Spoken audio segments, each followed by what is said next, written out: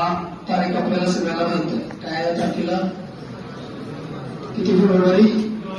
19 February 1630. त्याच्यानंतर सगळ्यात महत्वाची जी तारीख येते ती 7 जून 1674. काय आहे दिवशी? छत्रपती शिवाजी महाराजांचा राज्याभिषेक दिन येते. म्हणजे मराठा राज्याची स्थापना केली झाली येते 6 जून 1674. पुढचा जो कालखंड आहे म्हणजे पुढल्या जवळपास 6 वर्षाचा येते. म्हणजेच कधीचा येतो? 1680. हा कालखंड म्हणजे जवळपास 50 वर्षाचा, म्हणजे 1630 ते 1680 हा छत्रपती शिवाजी महाराजांचाच म्हणजेच स्वराज्याची स्थापना इथे झालेली. नंतर तुम्हाला सांगले होते की 1680 ते 1689 म्हणजे दुसरे छत्रपती कोण आहेत? छत्रपती संभाजी महाराज. त्याच्यानंतर 1689 ते 1700 पर्यंत. तर हा कालखंड आपल्याला ध्यानात ठेवायचा आहे. तर छत्रपती संभाजी महाराजांच्या नंतर गादीवर कोण आलं? छत्रपती राजाराम महाराज येते. राजाराम महाराज जे आता आपल्याकडे 12 किल्ले घेतलेले बघा येते युनेस्कोच्या यादीमध्ये. तर त्याच्यातले 11 महाराष्ट्रात येते, 1 किल्ला तामिळनाडू मधला. तामिळनाडू मधला म्हणजे त्याचं नाव काय आपल्याकडे? जिंतीचा किल्ला म्हणतो आपण इथे. तर ज्या वेळेस मोगलांनी रायगडावर आक्रमण केलेलं होतं आणि रायगड ताब्यामध्ये घेतलेला होता त्यावेळेस जिंजीला जाऊन छत्रपती राजाराम महाराजांनी मोडलेला लढा दिलेला आहे. महाराष्ट्रातून दिलेला नाही होते. कारण सगळ्यात महत्वाचं कसं असतं की पहिल्यांदा सर सलामत तो पगडी 50. अगोदर त्याने जीव वाचवण्याचा प्रयत्न केला किंवा मोगलांच्या ताब्यातून सुटण्याचा प्रयत्न इथे केला. कारण त्याच्या अगोदरच आपल्याकडे काय झालेलं होतं की संभाजी महाराजांचे पुत्र म्हणजे शाहू महाराज आणि संभाजी महाराजांची पत्नी कोण एक नाव त्या नावामध्ये ठेवायचं? येसुबाई, महाराणी येसुबाई. तर रायगडमध्ये जेव्हा काय झालेलं होतं तर अटक केलेलं होतं त्याने. म्हणजे जी कोणाच्या ताब्यामध्ये होती तर मोगलांच्या ताब्यामध्ये. मग एक तुमच्याकडे संभाजी महाराजांचा पुत्र म्हणजे तो युवराजच झाला.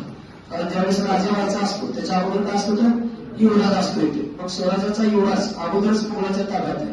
त्याच्यानंतर जर तुमचा छत्रपती जर मोगलांच्या ताब्यात गेला असता तर पूर्ण राज्य काय झालं असतं? संपलं असतं इथे. म्हणून त्याने जिंजीला गेले आणि जिंजीहून लढा सुरू केला. त्याने 11 वर्ष लढा दिला आणि मग 1700 त्यांचा मृत्यू झाला. म्हणजे त्यांचाही अकालीच मृत्यू झाला वयाच्या 30व्या वर्षीच. म्हणजे त्यांनाही जास्त जीवन जगता आलेलं नाही छत्रपती राजाराम महाराजांना. त्याच्यानंतरचा 1700चा जो काळ आहे तो म्हणजे त्या काळामध्ये बिकट परिस्थितीत छत्रपती राजाराम महाराजांची पत्नी महाराणी ताराबाई नाव ऐकलं असेल. 2 ताराबाई येतात. एक स्त्री पुरुष तुलना वृत्तवाली ताराबाई वेगळी आणि महाराणी ताराबाई वेगळी येऊन जाते आपल्याकडचे होते. तर ताराबाईनं पुढलं जे आहे म्हणजे जवळपास 1708 पर्यंत येते. म्हणजे 8 वर्ष तिनं मराठा राज्याची धुरा व्यवस्थितरित्या पाळली होती. दुसरी महत्वाची गोष्ट त्या काळामध्ये 2 व्यक्तींनी सगळ्यात जास्त मदत केली होती आणि दोन्ही सेनापती राहिलेले मराठ्यांचे होते किंवा स्वराज्याचे होते. संताजी आणि धनाजी होते. हे 2 व्यक्ती आपल्याला इतिहासामध्ये जास्त अनुभव लागते होते. नंतरच्या काळामध्ये ज्या वेळेस औरंगजेबाचा मृत्यू म्हणजे काल तारीख सांगितली 1707 येते आणि त्याच्यानंतरचा गुरुगोविंद सिंगाचे येते. ज्यावेळेस औरंगजेबाचा मृत्यू झाला त्यावेळेस मग बाकीचे छत्रपती शाहू असतील आणि येसुबाईला सोडण्यात आले होते आणि मग ते महाराष्ट्रात परत आले आणि आल्यानंतर मग शाहूचा तो अधिकारच होता आणि त्याने तो सांगितलं की थोरला कोण आहे? छत्रपती संभाजी महाराज. त्याचा पुत्र कोण आहे? शाहू. याचा अर्थ गादीवर कोण असायला पाहिजे? मी असायला पाहिजे. कारण त्यावेळेस गादीवर महाराणी ताराबाईचा मुलगा म्हणजेच राजाराम महाराजांचा मुलगा दुसरा शिवाजी, त्याचं नाव काय येतं तर दुसरा शिवाजी होता, तो गादीवर होता येते. त्याच्यानंतर मग 1708 मध्ये त्यांनी मागितलं, महाराणी ताराबाईने दिलं नाही. त्याच्यामुळे युद्ध पुकारलं गेलं येते. युद्ध काय तेवढं झालं नाही. तर वारणा नाव ऐकले काय येते? कोल्हापूरमध्ये वारणा नाव ऐकलं असेल तुम्ही येते. तर वारणा येथे तह झाला आणि त्या तहानुसार स्वराज्याच्या 2 गाद्या पडल्या. एक कोल्हापूरची गादी आणि एक सातारची गादी. सातारच्या गादीचे छत्रपती कोण झाले? छत्रपती शाहू महाराज होते आणि जी कोल्हापूरची गादी ती महाराणी ताराबाईकडे आली होती. आणि आताही सध्या आपल्याकडे 2 गादी आहेत.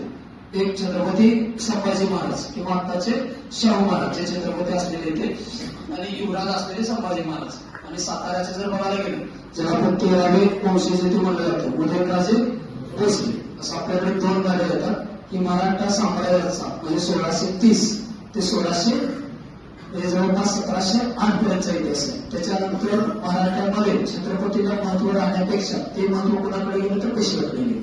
आणि पहिला पेशवा कोण येतो तर आपला बाळाजी विश्वनाथ हा पहिला पेशवा. परीक्षेला खूप वेळेस विचारला गेलेला आहे की पहिला पेशवा कोण आहे, तर तो बाळाजी विश्वनाथ येतो आपल्याकडचा येते. आणि त्याच्यानंतर मग बाजीराव पेशवे येते. म्हणजे पुढचा काळ ही पेशवे, त्याला पुढे इतिहासामध्ये पेशवाई म्हणून ओळखलं जातं. छत्रपतीचं महत्व कमी झालं आणि कारभार साताऱ्यावर कारभार झाला का नाही, सत्ता केंद्र कुणीकडे आलं, पुण्याला आलं. म्हणजे शनिवार वाडा हे मराठ्यांचं सत्ता केंद्र बनलं. पण मराठी म्हणण्यापेक्षा आपण त्याला काय म्हणतो, पेशव्याचं सत्ता केंद्र किंवा महाराष्ट्रामध्ये पेशवाई आली. राज्याभिषेक छत्रपती शिवाजी महाराजांचा राज्याभिषेक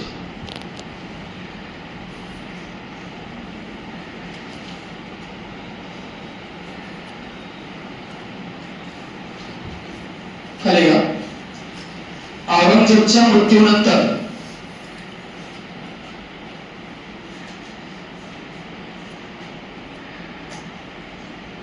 बहादूर शहाला अंडरलाईन करा.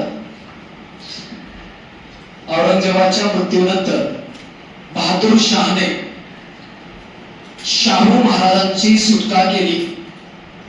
बहादूर शहाने शाहू महाराजांची सुटका केली.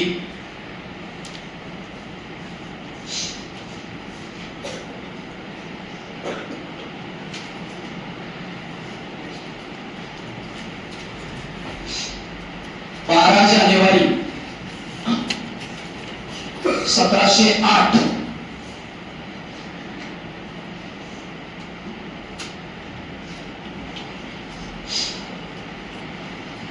चौथे छत्रपती म्हणून 12 जानेवारी 1708 चौथे छत्रपती म्हणून शाहू महाराजांनी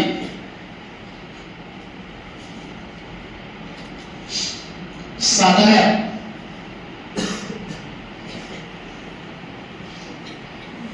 कारभार स्वीकारला. स्वराज्याचे चौथे छत्रपती कोण आहेत?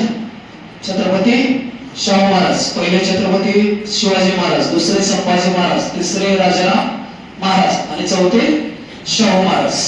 आणि त्याच्या अगोदर आपल्याकडे खेळची लढाई झालेली होती. घ्या त्याच्यानंतर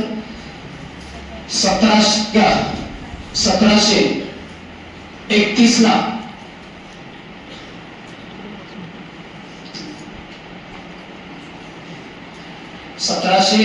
ला वारणेचा तह होऊन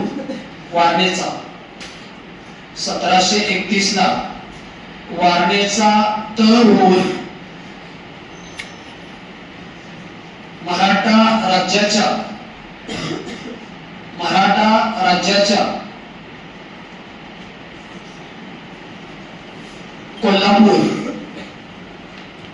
व सातारा,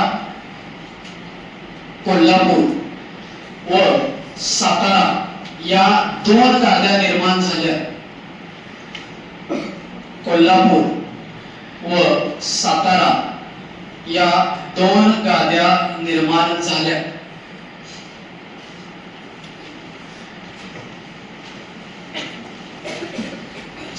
स्टार करा तो खाली. पेशवाई हे झाला मराठा राज्याशी संबंधित. त्याच्यानंतर करा स्टार पेशवाई.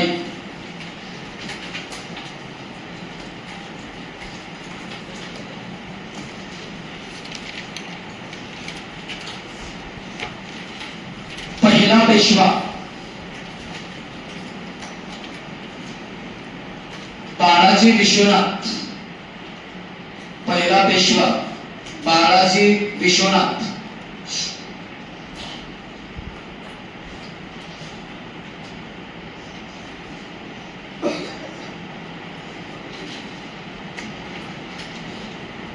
बाळाजीच्या हुशारीमुळे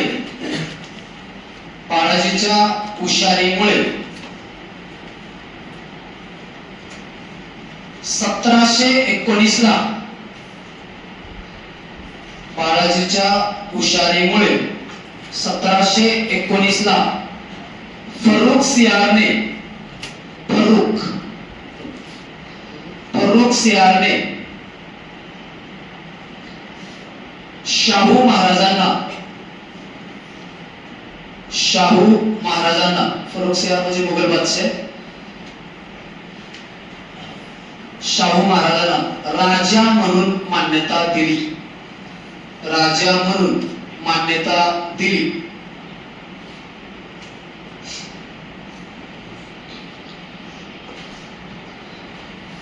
पेशवाई मधला पहिला पेशवा हा झाला. त्याच्यानंतर मग आपल्याकडे सगळ्यात कर्तबगार जो पेशवा होता सगळ्या पेशव्यामधला आहे तो घ्या. पहिला बाजीराव पेशवे, पहिला बाजीराव पेशवे, पहिला बाजीराव पेशवे. कालखंड घ्या 1720 ते 1740, 1720 ते 1740 हा पहिला बाजीराव पेशवाचा आहे. घ्या. हा सर्वात कर्तबगार पेशवा म्हणून ओळख.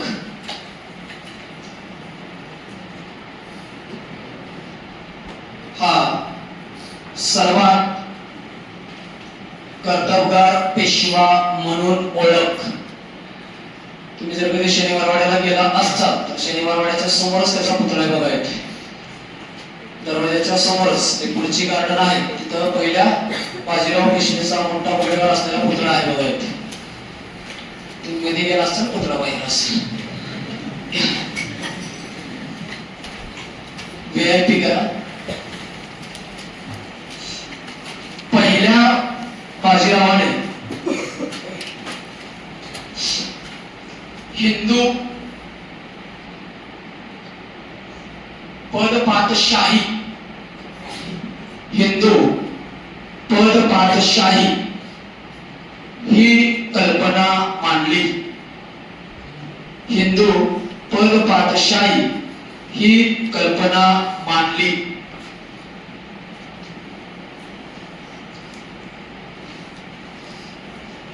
अंडरलाईन करा. खूप वेळेस हा विचारलेला की हिंदू पदपातशाही ही कल्पना कोणी मांडली. आणि तुम्हाला बाळाजी विश्वनाथ येतील, पहिला बाजीराव पेशवे, दुसरा असेल माधवराव पेशवे असतील, नानासाहेब पेशवे असतील, असे पेशवे घराण्यातले भरपूर लोक तुम्हाला येतात येतील. खाली घ्या. VIPच परत. यानेच म्हणजे कोण? पहिला बाजीराव पेशवे. पहिला याच्यासाठी म्हणतो की आपल्याकडे दुसरा पण तेवढाच महत्वाचा आहे. पहिल्या बाजीरावाने सत्ता वाढवली, दुसऱ्या बाजीरावानं घालवली. यानेच मराठा संघ व्यवस्था, मराठा संघ व्यवस्था निर्माण केली. यानेच मराठा संघ व्यवस्था निर्माण केली.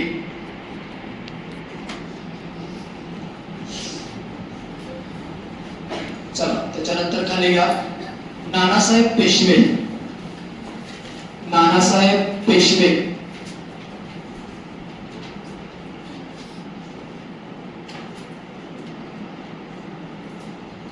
1740 ते 1761, 1740 ते 1761. मागे तुम्हाला याच्याबद्दल बोलताना सांगितले की जे पानिपतचे युद्ध आहे ते कोणाच्या काळात घडलेलं आहे? नानासाहेब पेशवे आणि त्यांचा जो पुत्र आहे विश्वनाथ किंवा विश्वास पेशवे. पण पानिपतच्या लढाईचं नेतृत्व नानासाहेब पेशवेने केलेलं आहे का? नाही केले. तर सदाशिवराव भाऊ पेशवे हे त्यांचाच पुतण्या येथे होता. येथे या खाली यांच्या काळात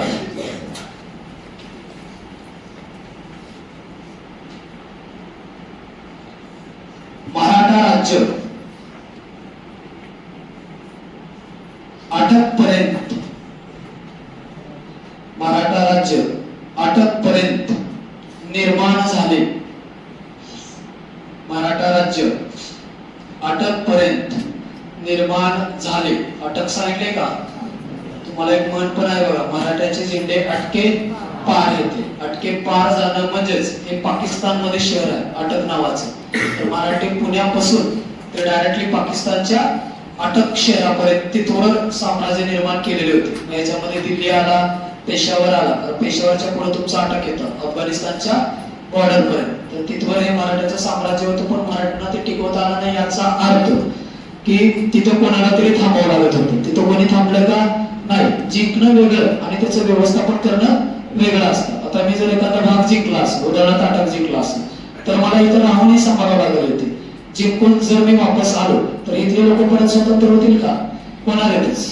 कारण ज्याने तुम्हाला तिथं सत्ता गाजवली तो व्यक्ती निघून गेल्यानंतर तुम्ही काय करणार? स्वतःला स्वतंत्र घोषित. मराठीने काय केलं की राहायचं नव्हतं, पण या भागातल्या लोकांना मांडलिकत्व स्वीकारायला लावलं. मांडलिकत्वाचा अर्थ कळतोय का?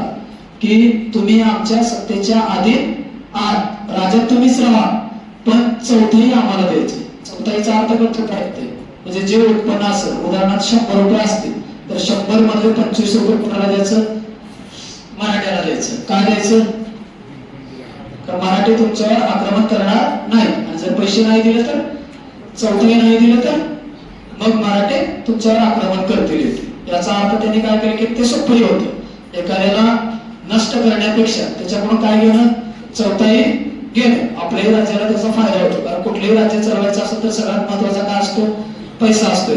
आता छत्रपती शिवाजी महाराज बघा येते एक स्टोरी पण तुम्ही ऐकलेला असेल येते की एखाद्या उद्याला जर जायचं असेल तर पैसा लागायचा, तर ते सावकाराकडून उसने घ्यायचे आणि मग ज्या वेळेस खजिना बिजिना कुठला लुटलेला असेल तर ती वापस द्यायची येते.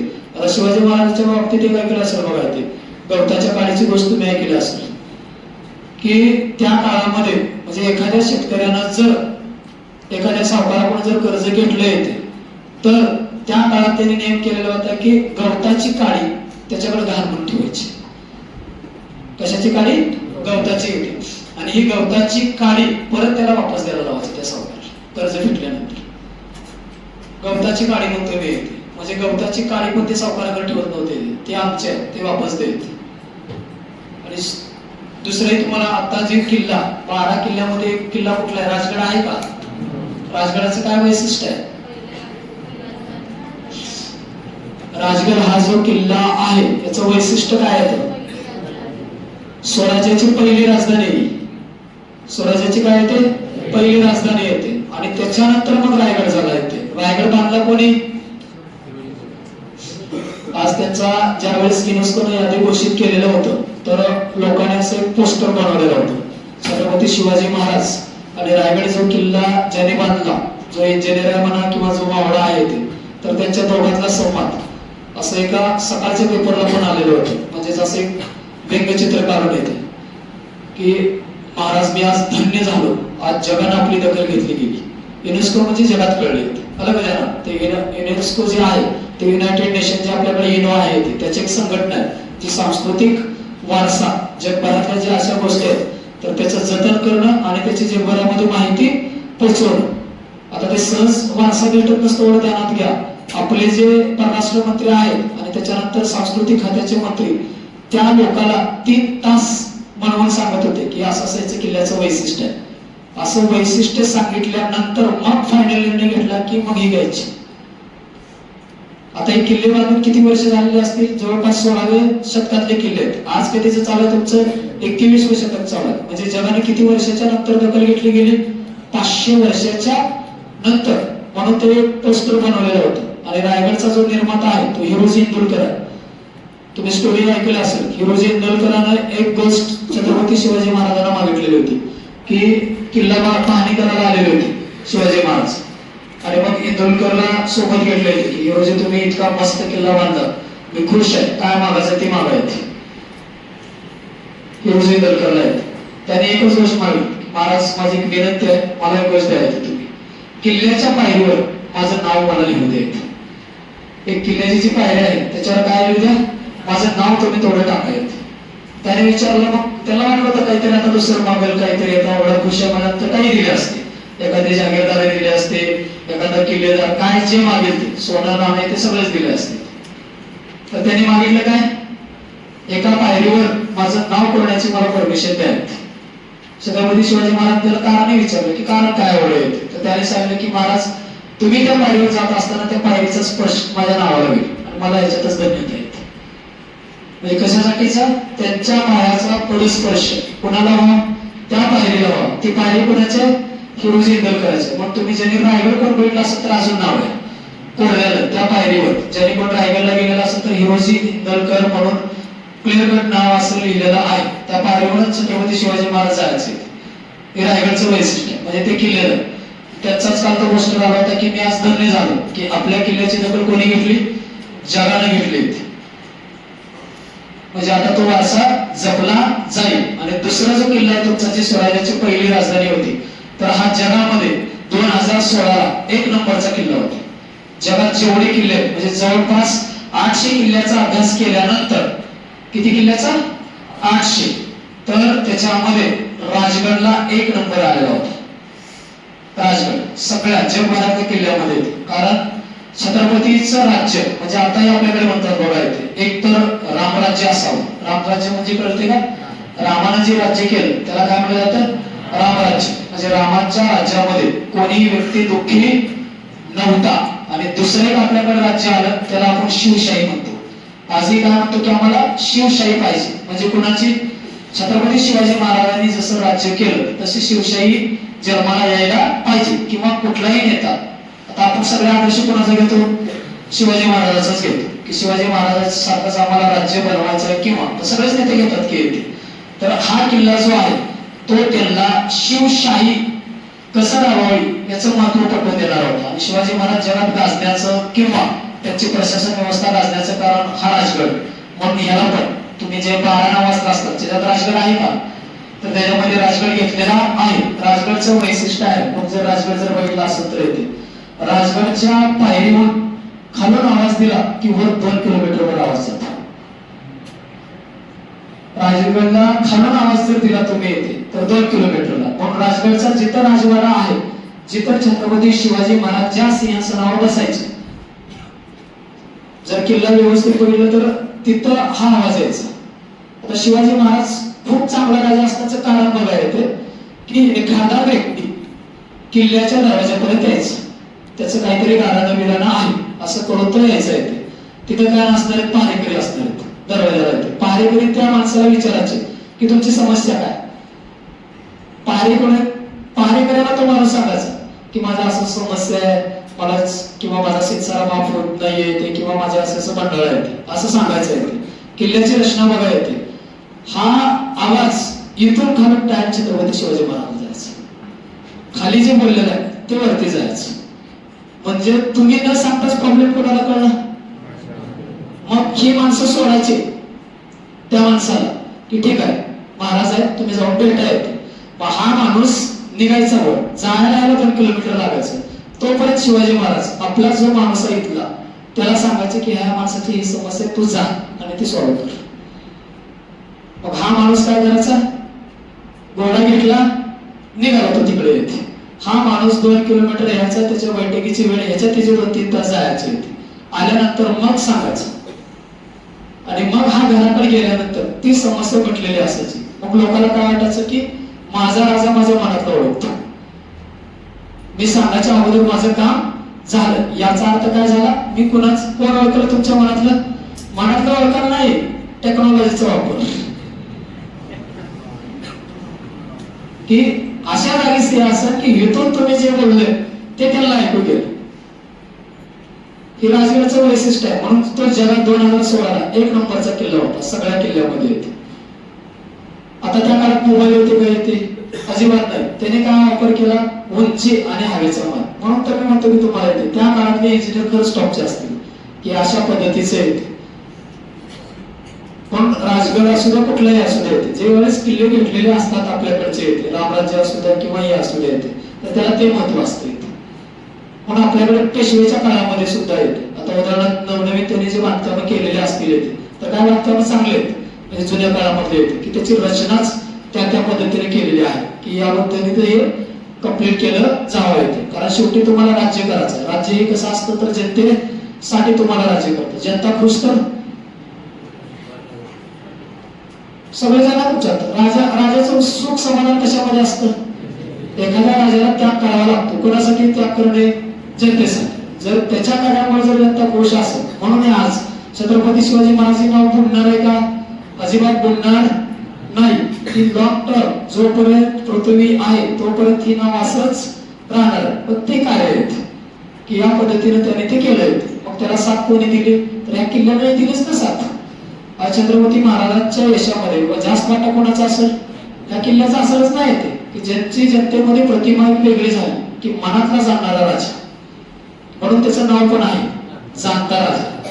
ऐकलं का कधी?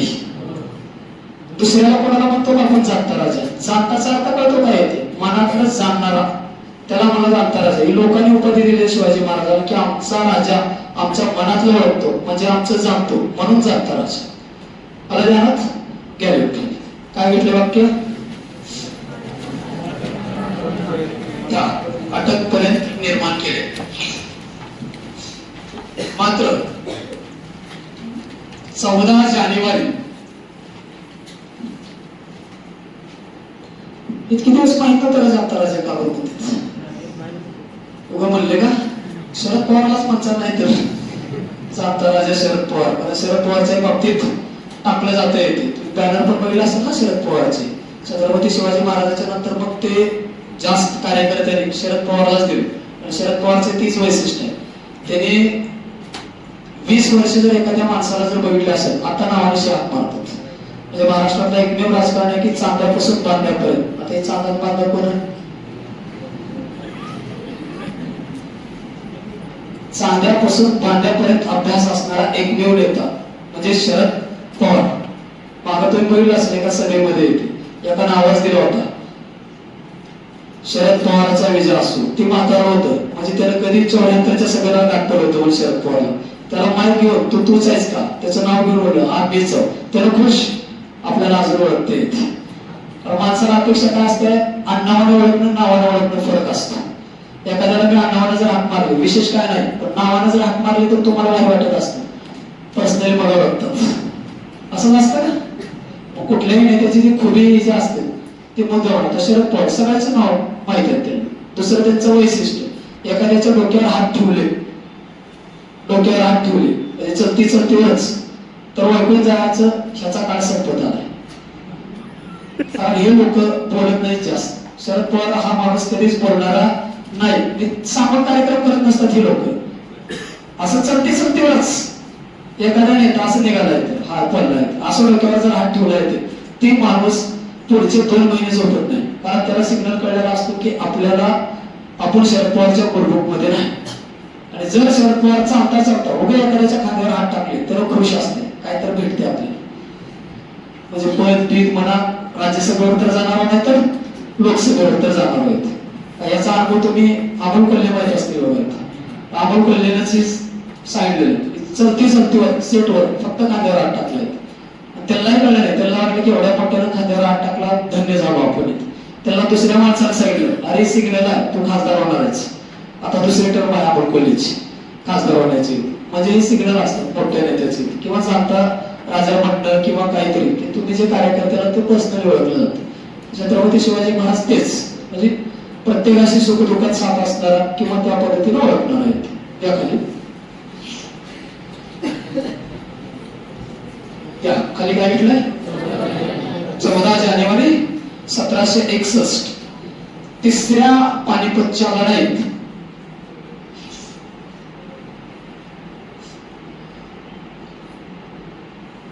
पेशवाईला मोठा धक्का बसून म्हणजे हारलो का युद्ध आपण? तसं बघायला गेलं तर हारलोच आपण येते. पेशवाईला मोठा धक्का बसून धक्का बसला म्हणजे कळालं का की याच्यातच कोणाचा मृत्यू झालेला होता? विश्वासराव पेशवे यांचा येते. आणि त्याच्यामुळे विश्वासराव पेशवे हे कोणाचा मुलगा आहे? नानासाहेब पेशवाचा. त्याच्यामुळे त्याला तो धक्का सहन झाला नाही आणि त्याच्यामुळे नानासाहेब पेशवेचा पण मृत्यू झाला. धक्का घेतला सहन न झाल्यापासून नानासाहेब पेशवे यांचा मृत्यू झाला.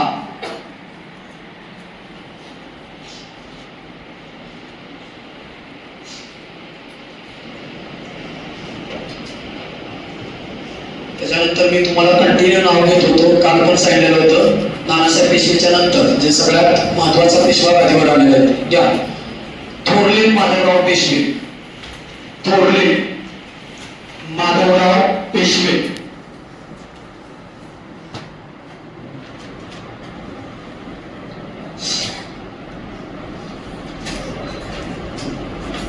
पानिपतच्या पतनानंतर, पानिपतच्या पतनानंतर मराठेशाहीला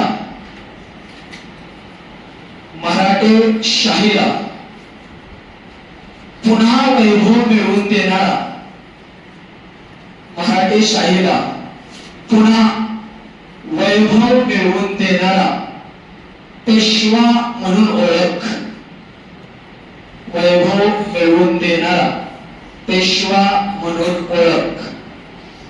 नाव काय त्याचं? माधवराव पेशवे. नाव थोरलं म्हणून सांगितले. आपल्याकडे त्या काळात दोन व्यक्ती असतात, तर थोरले माधवराव पेशवे आणि त्याच्यानंतर दुसरे किंवा दाखले. आपल्याकडे आताही असतात बघा, येते स्वराज्याचे थोरले दनी, दाखले दने इथे असतात आपल्याकडे. जुन्या काळातले ते शब्द येतात इथे. त्याखाली याने निजाम, हैदर, काल झालाय का हैदर आपला? हैदर यांच्यावर वचक ठेवून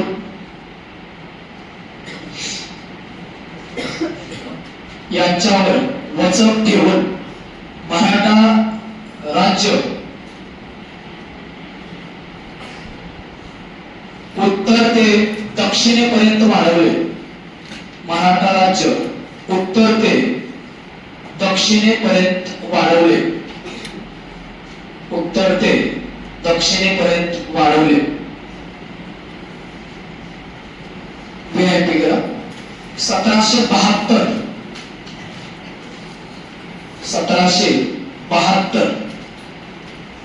माधवरावांचा अकाली मृत्यू. अकालीचा अर्थ कळतो का? आजारपणामुळे जर एखाद्या व्यक्तीचा मृत्यू झाला तर त्याला काय म्हणलं जातं? अकाली. एखाद्याला फाशी घेऊन मेला तर ती आत्महत्या. एखादा सहज मेला, आकस्मिक निधन, अचानकच, त्याला काय म्हणलं जातं? आकस्मिक. घ्या खाली आता VIP घ्या. खाली वाटलं VIP जे परीक्षेला आहे. इतिहासकार ग्रँड डफने, इतिहासकार ग्रँड डफने इन्व्हर्टेड कॉमा मध्ये घ्या. इन्व्हर्टेड करते अवतरण चिन्ह. माधवरावाचे निधन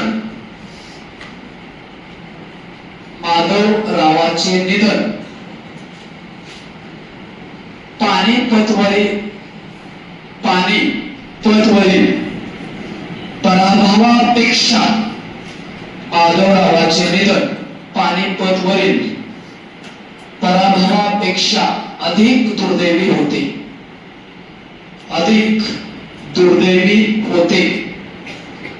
माधवरावाचे निधन पानिपतवरील पराभवापेक्षा अधिक दुर्दैवी होते असे म्हटले. याचा अर्थ कळतोय का तुम्हाला? येते या वाक्याचा अर्थ कळतो का? जे पानिपत मध्ये नुकसान झालं नाही, तेवढं नुकसान कशामुळे झालं? मराठ्यांचं, माधवराव पेशव्यांचं अकाली जाण्याचा अर्थ कळतो का? येते जर उदाहरणार्थ छत्रपती शिवाजी महाराज हे पण अकालीच गेले. अकाली म्हणजे कमी वयाच्या 50व्या वर्षी छत्रपती शिवाजी महाराजांचा मृत्यू आहे. अजून जर 20 वर्ष राहिले असते तर स्वराज्याची दिशा काहीतरी वेगळी असली असती, किंवा छत्रपती संभाजी महाराजांना जर पक्कले नाही गेले असते मुघलांच्या ताब्यामध्ये, जर त्याने अजून जिवंत राहिले असते तर इतिहास बदलला असता का? हाच राहिला असता. इतिहास बदलला गेला असता. त्याच्यामुळं जो इतिहासकार ग्रँड डफ, जो इंग्रजी इतिहासकार आहे, त्याने सांगितलं की माधवराव जर पेशवे राहिले असते तर अजून मराठा राज्य वाढलं असतं. कारण दूरदर्शी राजा होता माधवराव पेशवे. कारण त्याने धोका जाणलेला होता की पुढचं आपलं लक्ष काय असतं? इंग्रजच आहे. कारण दुसऱ्या सत्ता आपल्याला तवडाही करणार नाही. परकीय सत्ता एक सत्तेचा पराभव करत आहे, तर त्याने ओळखीला असतं. जे इतर राजाला ओळखता आलं का? नाही. इतर राजाला जाऊन आव्हान दिलं, मदतीला बोलवले आणि स्वतःचा नाश करून घेतला. आपल्याकडे म्हणावं, स्वतःच्या पायावर दगड मारून गेले, जी मराठ्याने नंतरच्या काळामध्ये केले होते. खाली घ्या. 1772 ला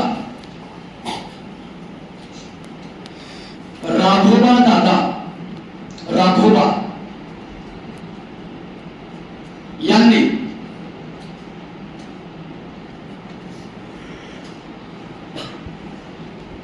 पेशवे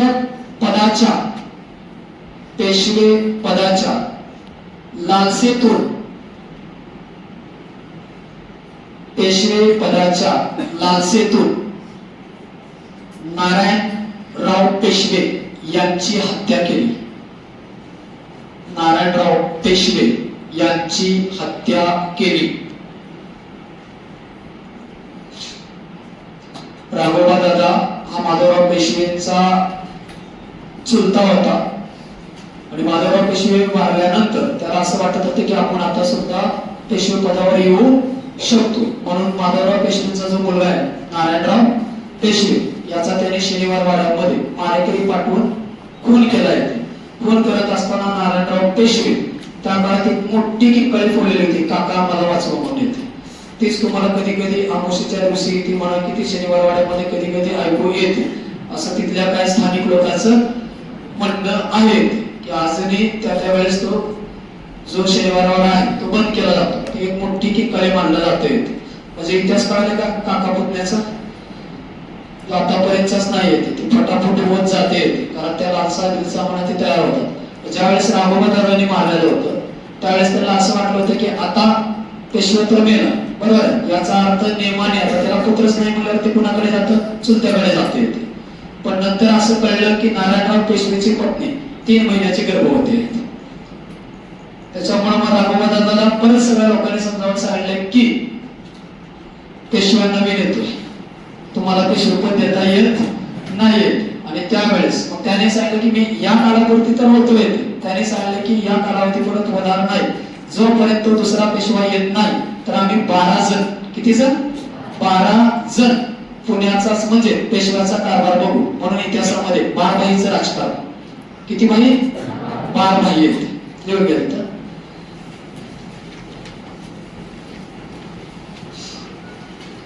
नारायणराव पेशव्याच्या मृत्यूनंतर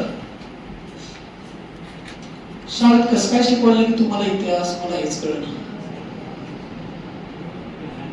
नारायणराव पेशव्याच्या मृत्यूनंतर 8वीला बारभाई, 8वीला आहे, 8वीला आहे. बारभाई यांनी पेशव्यांची सत्ता सांभाळली.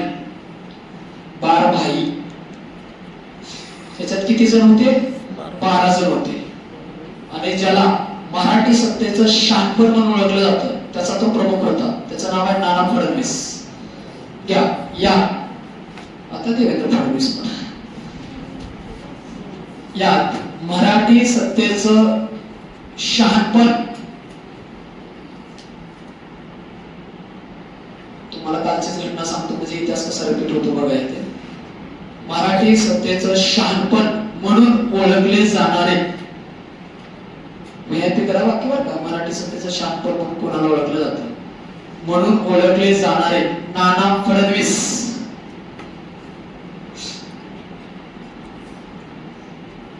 नाना फडणवीस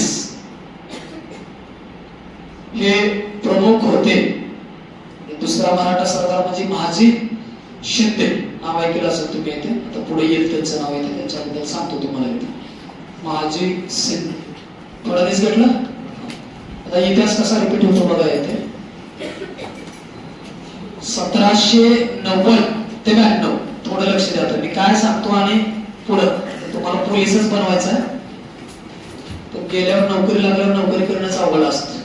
कुठल्याही ऑफिसला गेले की राजकारण नावाचा किडा असतो. कुठेही जावा, कुठल्याही ऑफिस मध्ये जावा, 4 नमुने राहतातच तुम्हाला. येते नोकरी लागणं सोपं आहे, नोकरी टिकणं आणि नोकरी करणं ही सगळ्यात मोठी गोष्ट असते. लागला का कोण बी लागते. 1790 ते 92 काय आहे का साधा ध्यानात ठेवा, तारखा खूप महत्वाच्या आहेत. आपला बर्थडे विसरला तर चालतंय, नंतर व्हॉट्सअपला स्टेटस ठेवा, ध्यानात येईल, त्याला धन्यवाद म्हणायला थँक्यू. काहीतरी होईल येते इथं कोण सांगत बसणार नाही येते. 1790 ते 1792 हे तिसरं इंग्रज म्हैसूर युद्ध आहे, जे काल तुम्ही तारीख लिहून घेतलेले असेल. आणि या तिसऱ्या युद्धाचं नेतृत्व इंग्रजाच्या मार्फत कोणी केलेलं आहे? कोणी केलेलं आहे? लिहून दिले तिथं लॉर्ड कॉर्नवालिस म्हणून सांगितलेलं आहे की ते तिसरं जे आहे तर तुम्हाला लिहून दिलंय मला वाटतं श्रीरंगपट्टणमचा त येते. तर लॉर्ड कॉर्नवालिसचं या तिसऱ्या युद्धाच्या नंतर एक वाक्य होतं श्रीरंगपट्टणमचा तह केल्यानंतर. आता हे त्या काळात मी तुम्हाला दोन गोष्टी सांगितलेल्या आहेत बघा इथे, आठवत असेल तर बघा इथे वाचला असेल तर. पहिली गोष्ट सांगितली होती की युद्धाची भरपाई म्हणून टिपूने 3.6 कोटीची रक्कम भरपाई म्हणून द्यायची होती, बरोबर. दुसरी गोष्ट तुम्हाला सांगितलेली होती की अर्ध राज्य मराठा, निजाम आणि इंग्रज यांना वाटून द्यायचं होतं, असंच आहे का? आणि तिसरं सांगितलं होतं की हे जोपर्यंत भेटत नाही तोपर्यंत म्हणजे अटीची पूर्तता होत नाही तोपर्यंत टिपूची 2 मुलं इंग्रजांकडे पोलीस असतील. पोलीस शब्द सांगितलंय का? हा. तर याच्यामध्ये हा कर ज्यावेळेस तह झाला त्यावेळेस कॉर्नवालिसचं वाक्य होतं की आम्ही शत्रूला निर्बल बनवला आहे पण मित्राला प्रबळ बनवलेलं नाही. शत्रूला काय बनवलं? निर्बल बनवलं. शत्रू म्हणजे कोण? टिपू सुलतान. पण मित्राला प्रबळ बनवू दिलं नाही. मित्र कोण होता? मराठा आणि निजाम ह्या दोघांना एकत्रित घेऊन इंग्रजांनी टिपूचा पराभव केला. पण त्याने मराठ्याला मोठं होऊ दिलं का? नाही होऊ दिलं. त्याने निजामाला मोठं होऊ दिलं का? नाही. म्हणून आता कालचाच किस्सा आहे विधिमंडळातला येते. तर काल आपले विधान परिषदेचे विरोधी पक्ष नेते कोण आहेत? जी बोलायला ती सगळं कामाचंच आहे, फक्त त्या गोष्टी ध्यानात घ्या. विधान परिषदेचे विरोधी पक्ष नेते म्हणतो मी. 4 गोष्टी तर काय ध्यानात असू द्या. आपल्याकडे विधानसभा अध्यक्ष असतो, कोण आहेत सध्या? विधानसभा अध्यक्ष राहुल नार्वेकर. विधानसभा उपाध्यक्ष ज्यांची गेल्या 2 महिन्याच्या मागच निवड झालेली आहे, जीके मध्ये लिहून दिलेले आहे. विधानसभेचे उपाध्यक्ष अजित पवारच्या गटाचे आहेत, पिंपरीचे आमदार आहेत अण्णा बनसोडे, हे विधानसभेचे काय उपाध्यक्ष आहेत. त्याच्यानंतर आपल्याकडे दुसरे एक सभागृह आहे विधान परिषद. महाराष्ट्र हे 2 सभागृह असलेलं विधिमंडळ आहे. 2 सभागृह असतील तर त्याला काय म्हणतो आपण? विधिमंडळ म्हणलं जातं. विधान परिषदेचे सभापती कोण आहेत? ज्यांचा आता 1100 म्हणजे 1207 मतांनी पराभव झालेला होता. रोहित पवार, शरद पवारांचा नातू यांनी कर्जत जामखेड मधून त्या व्यक्तीचा पराभव केलेला आहे. ती व्यक्ती सध्या विधान परिषदेची सभापती पदावर आहे विधान परिषदेच्या. अजून काय सांगू? राम थोडं साईडला म्हणल्यावर बोलले सांगून टाकावं का नाही? राम शिंदे हे काय तुमचे विधान परिषदेचे उपसभापती आहेत, सभापती. आणि विधानसभेच्या उपसभापती परिषदेच्या नीलम गोरे. असे 4 जणांचं आपल्याकडचं मंडळ आहे. आणि आपल्याकडे आता तरी सध्या विधानसभेमध्ये विरोधी पक्षनेता हे पद अस्तित्वातच नाही. कारण विरोधी पक्षनेता पाहिजे असेल तर त्या पक्षाला 10% जागा निवडून यावं लागतात. म्हणजे 288 म्हणजे जवळपास तुमच्याकडे 28 तरी आमदार असले पाहिजे. पण दुर्दैवाने महाराष्ट्राच्या इलेक्शन मध्ये असं झालं की हायस्ट जागा शिवसेनेच्या 20, त्याच्यानंतर काँग्रेस 16 आणि शरद पवार 10. असं जवळपास किती जागा निवडून आलेले? 46 जागा निवडून आलेल्या आहेत. बाकी समाजवादी पार्टी 2 असे 50च आहेत. बाकी सगळे सत्तेतच आहेत. त्याच्यामुळे आता त्या नियमानुसार विधानसभेचं विरोधी पक्षनेते पद देता येत नाही. आणि विधान परिषदेमध्ये शिवसेनेचे म्हणजे उद्धव ठाकरे गटाचे जास्त होते आणि त्यांचा जो नेता आहे तो काल रिटायर झाला. विरोधी पक्षनेते विधान परिषदेचे अंबादास दानवे नाव ऐकले असेल. ते विधान परिषदेचे काय ते विरोधी पक्षनेते. तर त्याने काल निवृत्त झाले सभागृहामधून. म्हणजे त्यांचा कार्यकाळ संपला. किती वर्षाचा कार्यकाळ असतो? विधानसभेचा 5 वर्षाचा कार्यकाळ असतो आणि विधान परिषदेचा 6 वर्षाचा कार्यकाळ असतो. तो कार्यकाळ संपला येते. एका साईडला फडणवीस बसले, एका साईडला एकनाथ शिंदे बसले, एका साईडला अजित पवार बसले आणि त्यांच्या समोर उद्धव ठाकरे बसले. आणि फडणवीस भाषणाला उठले. सध्या आता एक नेता म्हणजे काल गुरुपौर्णिमा असताना, आता तुम्ही ते ह्या पिक्चर बघितला असेल बघा, कोणता? एकनाथ शिंदेचे गुरु कोण आहेत? धर्मवीर आनंद दिघे. तर त्या पिक्चर मध्ये तुम्ही बघितलं असेल, गुरुपौर्णिमेचा एक सीन आहे बघा येते की बाळासाहेब ठाकरेंची पूजा आनंद दिघे केली आणि लगेच आनंद दिघेची पूजा. पिक्चर उगाच काढला नव्हता, अगोदर पुढला कार्यक्रम करायचा होता येते. हे बंडल बिंड एक दिवसात नाही नसतात. आता राघोबाला सांगतो की पुढं की इतिहास चालत असतो येते. एकनाथ शिंदे एका धक्क्यात बंद केलं का? नाही केलं येते. अगोदर काय काढला? पिक्चर काढला, प्रतिमा असं बनवली. उद्धव ठाकरे, बाळासाहेब ठाकरेचा मोठा शिष्य कोण? आनंद दिघे. आणि आनंद दिघेचा शिष्य कोण? एकनाथ शिंदे. असं एक प्रतिमा बनवली की मी खूप मोठा आहे. पिक्चर लोकांना फुकट मी दाखवला, ठाण्यामध्ये इकडे तिकडे फुकट टॅक्स फ्री पिक्चर होता येते. लोकांना कळलं आणि खूप मोठा माणूस आहे. त्याच्या अगोदर एकनाथ शिंदे फक्त ठाणे सोडून कोणालाच माहित नव्हतं. हे फक्त ठाण्यापुरता मर्यादित असणारा येते. त्याच्या अगोदर फक्त ठाकरे लोकांना माहित होते. इथं तुम्हाला काल मग हे सगळ्या नाराज आहेत. गुरुपौर्णिमेच्या दिवशी एकनाथ शिंदे अमित शहाला भेटायला गेले होते. म्हणजे आता एकनाथ शिंदेचे गुरु कोण आहेत? अमित शहा, ज्याने त्यांना मुख्यमंत्री पद दिले. कारण त्यांचं असं म्हणणं आहे की माझ्यावर फडणवीस अन्याय करतात, माझं महत्व कमी करतात. आणि त्यांचं सरळ सरळ म्हणणं होतं की लाडकी बहीण योजना मी आणले, त्या योजनेमुळेच बीजेपीचं सरकार बसलंय. याचा अर्थ भाऊ कोण आहे? लाडका मी. त्या नियमानं मुख्यमंत्री पदावर कोण असलं पाहिजे होतं? एकनाथ शिंदे. खरं तर त्यानेच असायला पाहिजे होते. कारण त्याच भावानं लाडकी बहीण योजना आणलं, 1,500 दिलं, तुफान मतदान बायाने केलं, नवऱ्याचं काय करता येते ते केलं. ते सत्तेवर आणलं. पण दुर्दैवाने एकनाथ शिंदेला ते काय पद भेटलं नाही. फडणवीस म्हणजेच आपलं रॉबर्ट क्लाइव्ह, त्यांच्याकडे ती पद गेले. इथं कोण पक्षाचा असं तर राग देऊ नका. मी इतिहास रिफ्लेक्शन सांगावं की कसा होत असतो.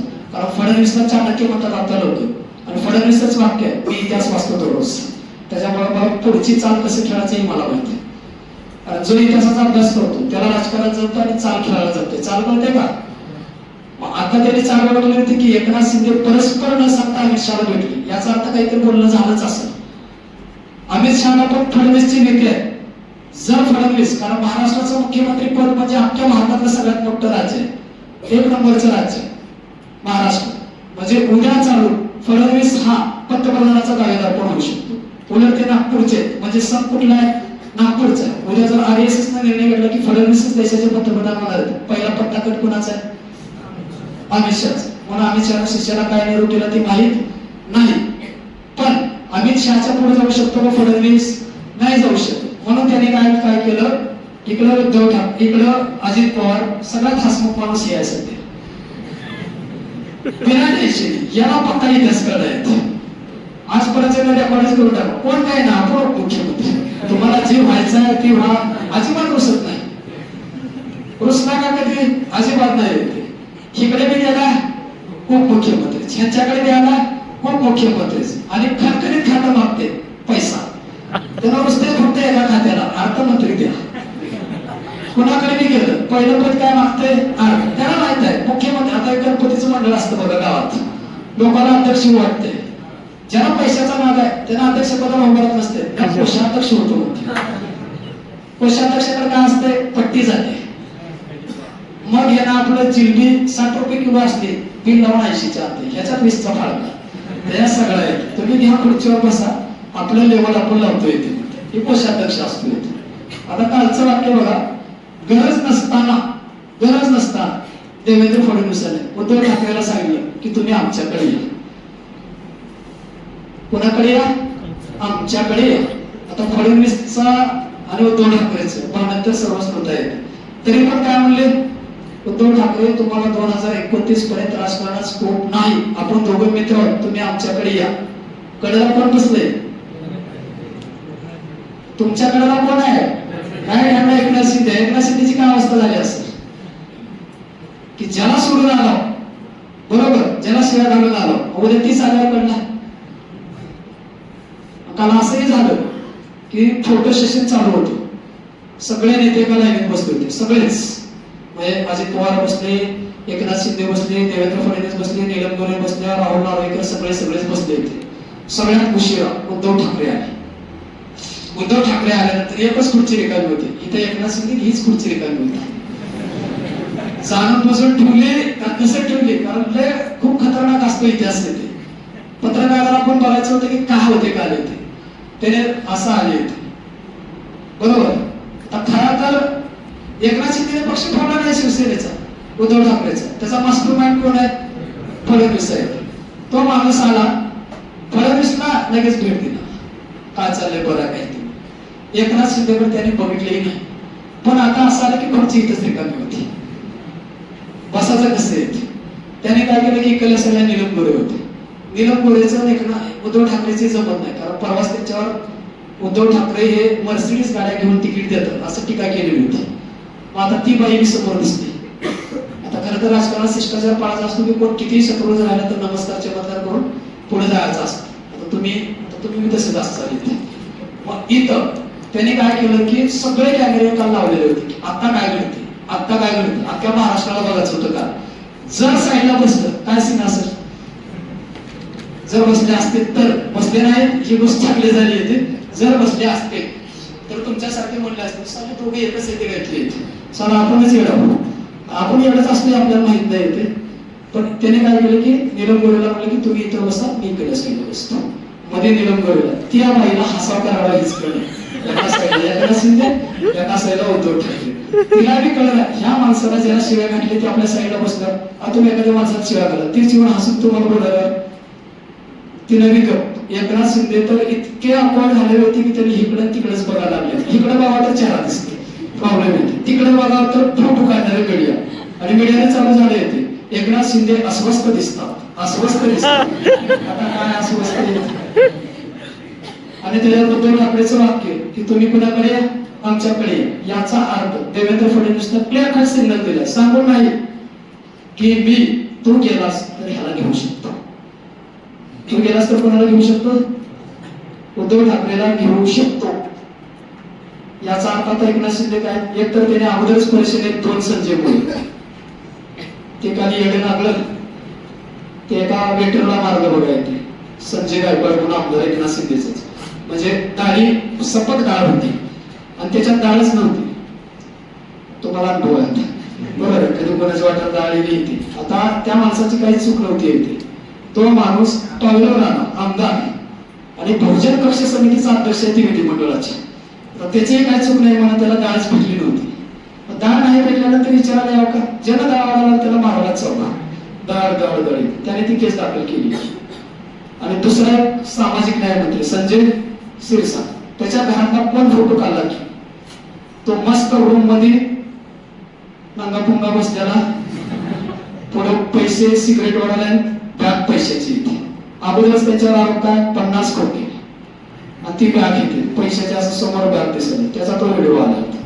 आणि ते सगळ्या याच्यावर घातले. याचा अर्थ फडणवीसने त्याला काय घातलं की शिंदेचा वचक त्याच्या मंत्र्यावर नाही, किंवा शिंदेमुळे आमची बदनामी झाली भाजपची, की आम्ही खूप चांगले नेते होते, शिंदेचे वाईट नेते आहेत इथे. तर राजकारण कळलं ना तुम्हाला इथं पुढं असतं. रामबाबा दादांना करायला गेला एक, पण त्याला कळलं नाही की ही गर्भवती आहे. आणि 12 त्याच्यावर हुशार, म्हणजे त्या काळातला नाना फडणवीसने सांगितलं लेकरू येऊ लागले, तुम्ही राज्य करू शकत नाही, मग मी प्रमुख बनतो. फडणवीस आताचा नाही, इतिहासात एक फडणवीस होता, त्याचं नाव काय नाना. देवाबरोबर ते नाना फडणवीस. जरा मराठी सत्याचं शानपण म्हणलं तर फडणवीसला हुशार मानावंच लागलं, कारण पक्ष फोडणं म्हणजे काही सोपी गोष्ट नाही. हुशार आहे, चाणक्य माणूस आहे, ते सोडून द्यायचे. म्हणजे त्याने इतिहास वाचला, म्हणजे त्यांचा पूर्वज बी खतरनाक होता फडणवीस. म्हणजे काहीतरी वाचला आणि त्याच चाली खेळल्या जातात तुमच्याकडे त्या खाली. म्हणजे असलेला इतिहास आताच्या गोष्टीशी रिलेटेड असतो, आणि ज्याला समजला त्याने सावध असतो, ज्याला नाही समजला त्याला पायावर दगड मारून घेते. कुठल्याही बाबतीत राहू तुम्ही कुठेही.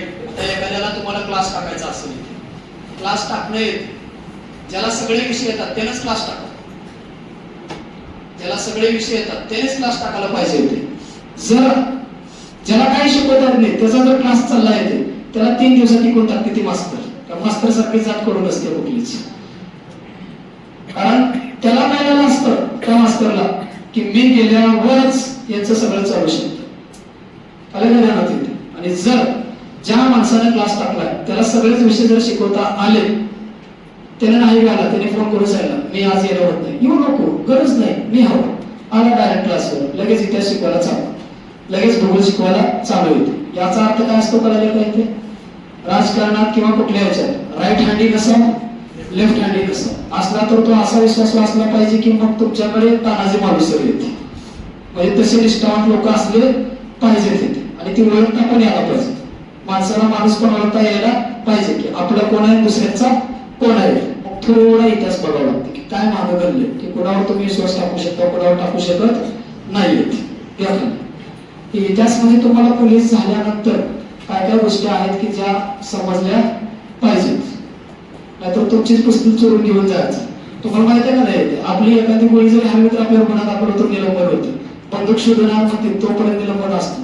याचा अर्थ ती बंदूक तर नीट ठेवायला यावं, नाहीतर रायदर सारखं ठेवलं तिथं जेवायला बसलो होतो तिथंच राहील मी आलो घराकडे म्हणून येते. नवीन पोलीस झालेला विचारा ते कसं स्ट्रिक्ट असतं. 5 वाजता सगळं जमा करावं लागत असतं, ड्युटी संपल्यानंतर ते वापस द्यायचं असतं इथे दररोजच्या दररोज येते. घ्या वाक्य काय लिहिलं खाली घ्या. पुढे पुढे पुढे करा. पुढे सवाई माधवराव, पुढे सवाई माधवराव यांनी पेशवे पदाचा कारभार हाती घेतला. पेशवे पदाचा कारभार हाती घेतला. चला आता हेडिंग टाका. मूळ आपल्या ज्या पार्श्वभूमी ज्या घटना घडलेल्या आहेत इतिहासाच्या बाबतीत, तर त्याची पुढले पाहिजे. आता पहिले इंग्रज मराठा युद्ध. पहिले इंग्रज मराठा युद्ध झाले. आता 4:30 वाजले असतील. त्या लेक्चरला टाइम गेलेलाच कळत नाही. ते झाले 4:31. जाऊ बाहेर. मला टाइम गेला, तासभर झाले इथे. खरं रे 4:31 झाले. बरं एवढे घेऊन येते म्हणजे उद्या लिहून घ्या. मध्ये 7 वाजेपर्यंत घ्यायचं आहे. बघू नंतर मी राहायला आलो. इतिहास घेतो घ्या लिहून याच्यात. थांबायला 5 मिनिट एवढे टायमाला करेक्ट असलेले बोलायचे. घ्या येतात आता लगेच गोळाच टाकणार आहोत. इथं युद्ध शिकवतो म्हणजे मला हातभर लांब जाईल. घ्या येते कारण असं कोणी समजा हात मारतो आता डाव्या हातालाच 12 मीटर सरला तर टाकवा येते. आता तर एवढं झालं तेव्हा तरवायचं होतं तुम्ही गोळ्याचं प्रकरण आहे. घ्या 1775 ते 1782. 1775 ते 1782. कारण घ्या तुम्हाला काय मजा येते ऐकायला. आमचा फेस निवडून जाते इथं. डोक्याला बी ताण, तोंडाला बी ताण आणि पायाला बी ताण. तिन्ही क्रिया एकदाच. घ्या पेशवे पदाचा सत्ता संघर्ष. पेशवे पदाचा सत्ता संघर्ष.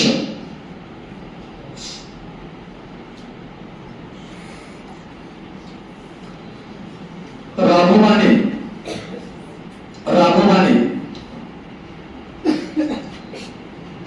पेशवे पद मिळवण्यासाठी गेला कोणाकडे मग इंग्रजांकडे. आपली खोडच जात नाही.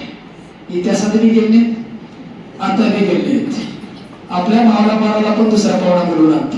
घेऊन याला मग दोघं त्याला रट्टे. पुन्हा एकदा मी होणाच टाटा काढतो येते. मराठी अजून शिकलेच नाही ते येते. घ्या काय घेतलं वाक्य. राघोबाने पेशवे पद मिळवण्यासाठी इंग्रजांबरोबर सुरतचा तह केला. सुरतचा तह केला. सुरत माहिती आहे कुठे? सुरत गुवाहाटी फक्त शहाजी बापूला यायचंच. एका वाक्यात सांगोला अख्ख्या 33 देशात पोहोचला. काय झाले काय डोकर येत.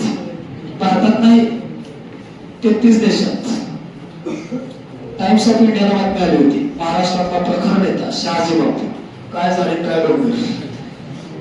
क्या त्याच्यानंतर सुरतचा तह घेतलाय कंसात करा. 1775 सुरतचा तह 1775.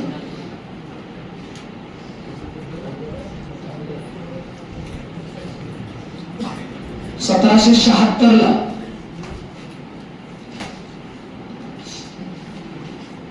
पुरंदरचा तह करून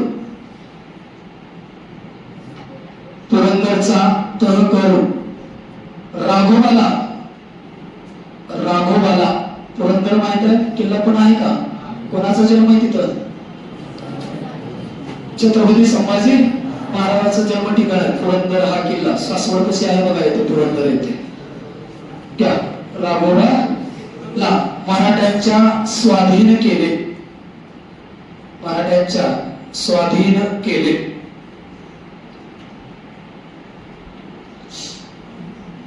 परंतु इंग्रजांनी हा तह मान्य न करता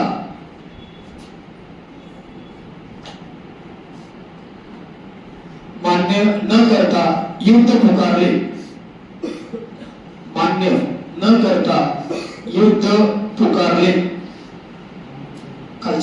खाली घ्या. महाजी सिंधिया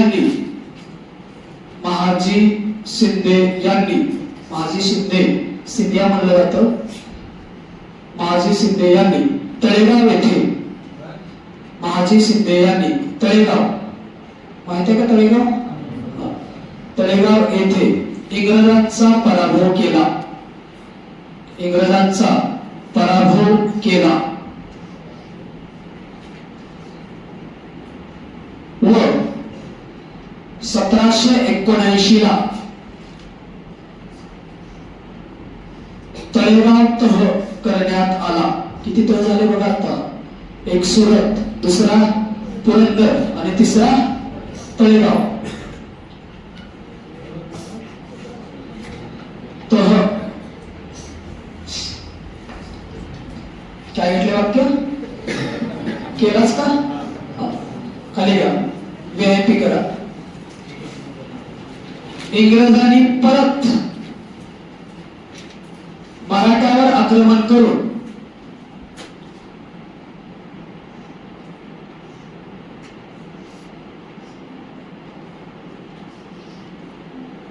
युद्धाला सुरुवात करताच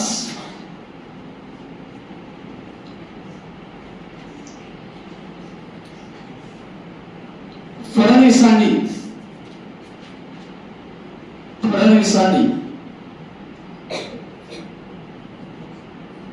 सर्व मराठे एकत्रित आणून फडणवीसांनी सर्व मराठे एकत्रित आणून लढा दिला.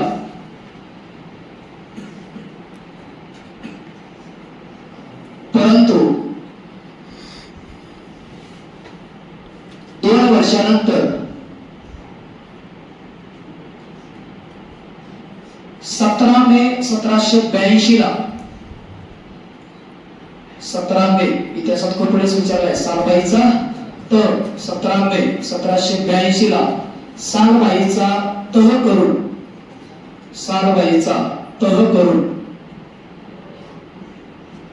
युद्ध संपले.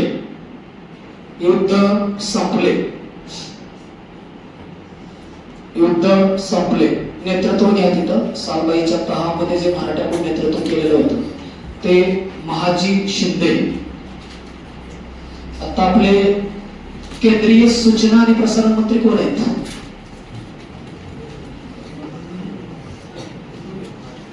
केंद्रीय सूचना आणि प्रसारण मंत्री होते. नाव ऐकलं असेल तुम्ही, ज्योतिरादित्य सिंधिया. ज्याला कोणाला नाव माहित असेल तरी येते ज्योतिरादित्य सिंधिया, म्हणजे त्यांचं नाव शिंदे येते. तर ग्वाल्हेर कुठे आहे? महाराष्ट्रात आहे का मध्य प्रदेश मध्ये?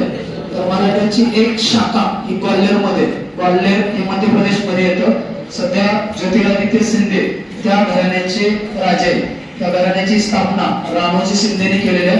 त्याच्यानंतर हे घराणं वाढवलं महाजी शिंदेच्या अगोदर दत्ताजी शिंदे. बचे के तो और भी लढेंगेचा जो नारा देणारा जो व्यक्ती आहे दत्ताजी शिंदे.